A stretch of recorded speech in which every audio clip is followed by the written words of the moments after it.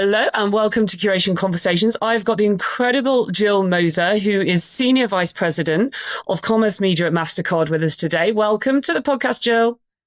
Thank you so much. And thank you for having me, Fern. Oh, it's an absolute pleasure. I mean, we cannot move without hearing about commerce media. And I'm so excited to speak to you today because, you know, you're kind of foundational in the operating system of how really brands and publishers can take advantage of commerce media. So before we get into that, because it is a huge topic to unpack, I just wanted to ask you, Jill, like what led you to Mastercard? How did you get into the commerce media role, and what's your background which got you to where you are today? Yeah, great question. I've had a 25-year plus background in loyalty, actually. And so when you look at the common threads there between commerce media and loyalty, it's really all about how are you incenting customers to do anything? What do we need to do? How do we reach them, talk to them, and, put, different placements in front of them to get them to act and to measure that at the end of the day. And so I think it was a natural transition for me personally from loyalty into the advertising space and thinking about media overall and how we impact that. Yeah, that's brilliant. As you said, there's so many synergies based on that real customer engagement with a brand that can drive those results and drive really incredible experiences for individuals, as advertising should. So commerce media, it's a really broad definition. I think actually it's probably changed a lot over time. You know, we've always had a bit of retail point of sale or as you said, kind of CRM and e-commerce. So to you, what is commerce media? Can you define how you're approaching it? Sure. So, a few things there in terms of what commerce media is, especially as we think about, how it intersects with retail media and just in general, the broader advertising space in general. So we spoke a little bit already about, how are you touching customers, and then the ability to measure, that touch point, whatever that touch point is for your full funnel marketing plans, and ensuring that whatever it is that you're doing is measurable and that you're able to provide a really great experience and ensure that your spend is valuable on that end. And so I think as we talk about the last few years, obviously there's been an enormous surgence of retail media and commerce media, and everyone's kind of in the business right now, across the globe, but especially here in the States. And I think there's a lot of confusion sometimes when we talk about retail media versus commerce media. And, thinking about our retail media partners, they're operating assets within their own retail environments. And so it's a great tool for CPGs to be able to reach and hopefully influence that purchase within those retailers' digital assets and understand the impact that their ad spend can have. But on the flip side, commerce media is broader than one retailer, right? In Mastercard space, we are seeing spend in over 200 countries around the world, 175 billion transactions in 2025, in fact. And that spend happens across retailers, across borders, online, offline. And through our publishing network, we're continuing to build out that supply of digital assets, giving us this ripe opportunity in commerce media. So, how Mastercard got into it, I think was a question that you asked was, we've been serving personalized card-linked offers to customers for over a decade. And that in that service, we were providing advertisers a path to reach highly targeted subsets of customers with a perfectly timed incentive, and then able to provide the close-loop attribution on the back end. And what we found is we were performing quite well. We were predicting redemptions at near 90% accuracy, and we were giving advertisers a 22x return on ad spend. And we knew brands struggled with reach and acquisition and attributing financial outcome tied to their other marketing efforts. And so we started to take a look and say, how could Mastercard play a larger role in this ecosystem to help what we had already been doing on the card-linked offer side, but thinking about this of true ad spend and what would we need to do to make that true. And I think as attention is more fragmented and engagement overall happens across many platforms and many channels, it's really hard for brands to understand the impact, when they're reaching those consumers. That's incredible, because you're really closing that gap. And I think I've seen you speak previously as well on closing the gap between the CMO and the CFO, which I can only imagine is more and more intrinsic to how brands operate and how brands run, because of that, as you said, accountability, the fragmentation. And then you're kind of competing for the attention of individuals and how they spend. So is that being, that's driven the kind of the Mastercard proposition? Are you hearing different things from different CMOs and CFOs on how Mastercard can help close that gap? Yeah, I mean, I think we're increasingly hearing that the CFO is entering the room, in places that they haven't previously been part of that conversation, other than saying, here is your budget. They're increasingly part of the conversation and really wanting to understand, did it work or not? And advertisers are not just beginning, but I think continuously demanding proof, not promises. The future of commerce is about being able to deliver those trusted outcomes. And so, while it's great to test and do things in new channels and new formats and, continue to look at things that way, being able to understand whether or not it resulted in a purchase, and whether or not it happened offline. And I think that's another thing that's a little bit unique to Mastercard. In many cases, you can only see, or in certain digital assets, you only understand what happened if it happened online. You don't know what happens when they show up at the store. And there's still 80% of all transactions happen in store. So we like to think everything is happening online, but it's not. And so I think that's the kind of the key and one of our key differentiators.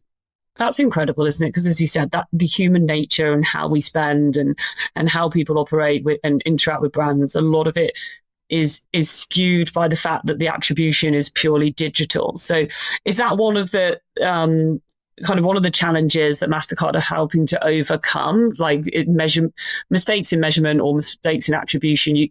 You're enabling brands and advertisers to see that whole picture. Mm-hmm. Yeah, exactly. I mean, I think, a common measurement mistake that brands make is, measuring clicks and impressions, and when they really should be measuring impact and what happened. And really, it's exactly what you said. There's a lack of transparent tools and, measurement tools for them to understand that. That's why we say, hey, we will help you understand spend, not signals. We will help you understand not just the spend, but the incremental spend. What is the incremental return on ad spend that you're seeing? What happened before, during, and after the campaign? And, if we're taking less stock in what I'll call vanity metrics and clicks and impressions, because we feel that it masks the marketing and what is actually potentially driving that revenue at the end of the day. And it's really all due to that siloed data. It doesn't give the marketer any transparency into the actual performance. Yeah, you mentioned such good points there as well. As we as an industry have been laser focused on these media metrics as opposed to the actual business outcomes. And I think there's a lot of narrative, a lot of discourse across the advertising community currently on really laser focusing on outcomes. However, we haven't all got the integrity and the authenticity and, the heritage that a brand like Mastercard carries, enabling us to do so, let alone just the measurement. So you're really helping drive not only the insight of the results and the outcomes, but I guess brands have a real trust in how they work with you. Is that something that you've seen has been really beneficial to you, the businesses and the clients and the partners that you have?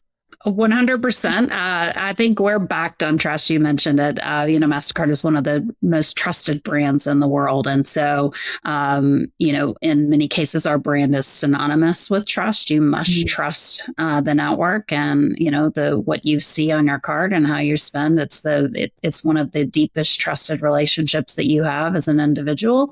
And, we're backed by decades of that experience and safeguarding transactions, innovating to be able to stay ahead of, fraud and cyber attacks and, ensuring that everything that we do is designed with privacy in mind. It's, privacy by default in many cases. And while AI and the use of data are really redefining our world, just completely redefining our world, none of it happens without trust.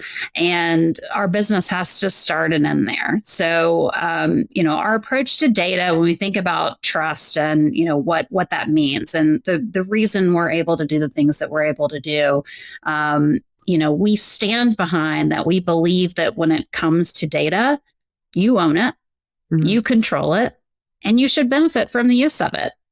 Our job is to protect it. And so if we get that right, then we maintain that trust with the individual consumers who have trusted us with, with that relationship. And we follow stringent standards. When we talk about like our Commerce Media Network, we follow stringent standards on who will we partner with? We want to make sure that our brands can trust that and be confident that where their content will land will be in brand safe channels and brand safe, publishing environments.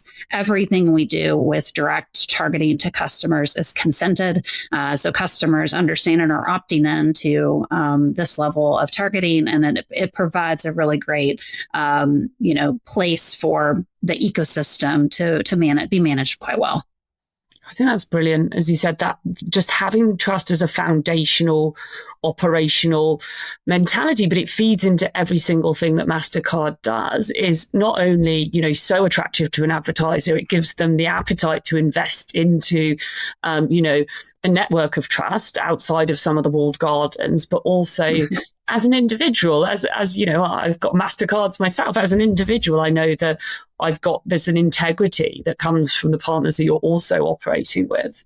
You mentioned there about the media element and how brands can really benefit from the trusted kind of Mastercard, curated experience and your commerce media. Is that something, because we see more automation coming into media on the digital side specifically, that you are using like programmatic or SSPs and DSPs, curation itself, to ensure that you continually deliver that quality, that control, and have the outcomes that's such a huge benefit to working with your business?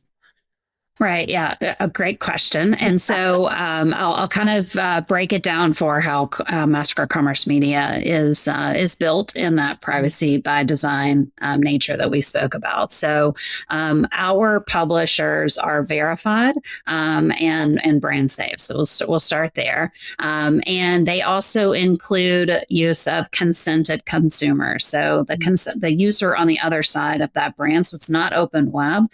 These are verified users that we know who they are. They've consented in that publishing channel, and it enables us to reach highly targeted and coveted audiences in those premier placements. So from a curation perspective, it's then our job to curate that for discovery by our advertisers. And it's paramount to everything we do of ensuring that they can trust that not only will it show up in one of these brand safe placement channels, but it also can be delivered in a way to customers that they're actually interested in reaching.